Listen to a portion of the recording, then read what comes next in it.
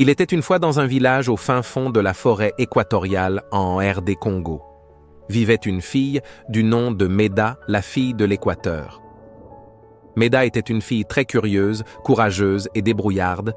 Un jour, Méda se décida d'aller à l'aventure et de rechercher un trésor qui aidera son peuple à sortir de la misère et vivre dans la prospérité, et rendre son village le plus fort de tout le pays.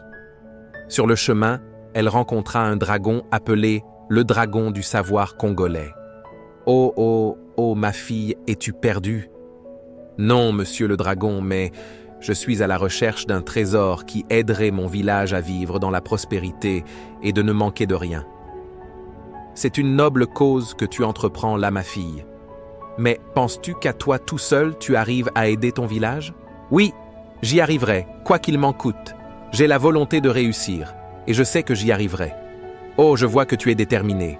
Alors, laisse-moi t'accompagner dans ton aventure.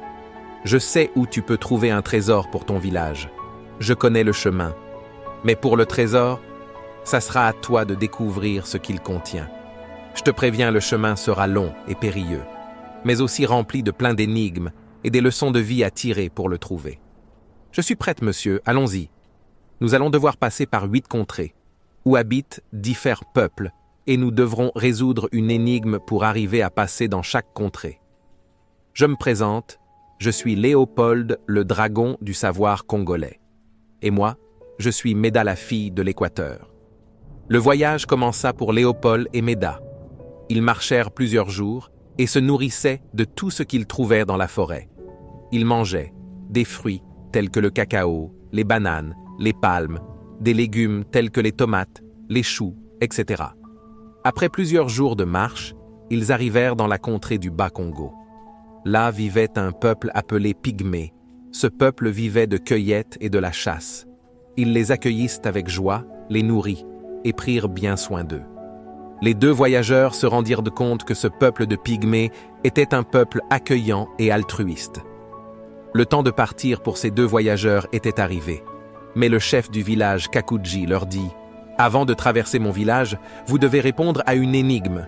Si vous échouez, vous allez rester ici et vous serez nos esclaves. »« D'accord, nous vous écoutons, » répondit Méda et Léopold.